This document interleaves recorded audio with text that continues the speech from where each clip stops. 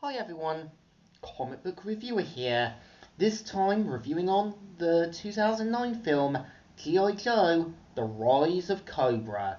Now, as you know, G.I Joe, The Rise of Cobra was a 2009 military science fiction action film which was meant to be based on the G.I Joe toy line, and I think a lot of us remember the old G.I Joe cartoon from the 1980s, and of course was meant to be the first film in the whole G.I Joe film series. Now, my best thoughts of Rise of Cobra after finally seeing it years later is that it's basically trying to be a pilot to not only Renegades, but Renegades having to fix up what Rise of Cobra was trying to do.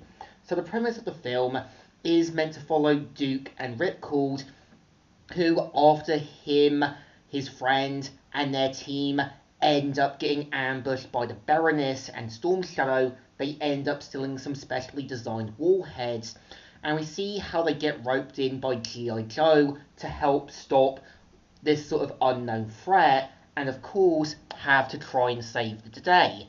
I think what I give the film credit is that it's obviously trying to kind of fix up the G.I. Joe brand and touch to a new audience. I think my biggest problem is that it is trying to work with what was given, but a lot of it just screams a lot more Action Man, because obviously Duke is supposed to be Action Man. He's just there to kind of look like that Action Man character, despite, Callan Tarum being given what he was given. And obviously, when you have Destro, he's there to be kind of like the whole James Bond villain.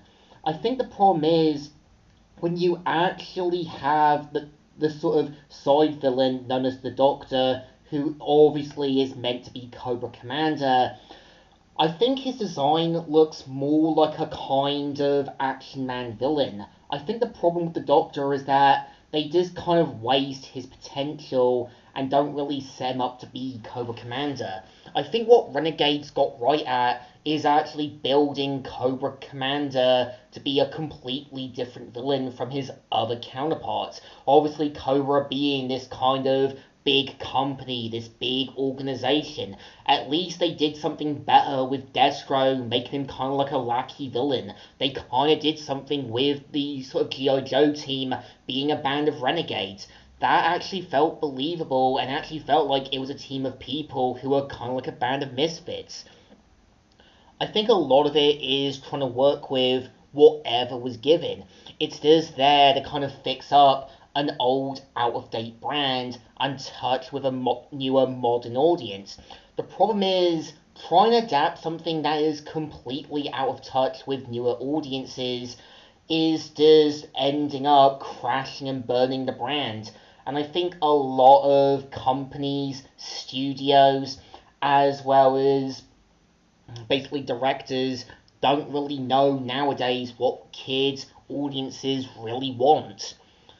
I think this does kind of remind me a bit like looking at how I think, obviously looking at how Thundercats Raw was meant to be more of a parody to the Thundercats brand, despite not understanding that some people might take it a bit too personally to heart. It kind of reminds me of, looking at Batman the Caped Crusader. It's clear Bruce Timm wanted to touch to a newer audience with a new Batman anime series, but not knowing how to let go of the whole Batman anime series roots. I think to me is that The Rise of Cobra is just there to be an Action Man-like movie, giving characters different potential, trying to throw in what was given, and going with a totally different brand from what originally was G.I. Joe. So I think this film definitely deserves thumbs in the middle. It's okay, it's alright, it's just there to kind of be a product of that ending point to the 2000s, where it relied heavily on gimmicks, trying to bring things back, and trying to touch to an audience that no one really understood. So, comic reviewer here, signing out.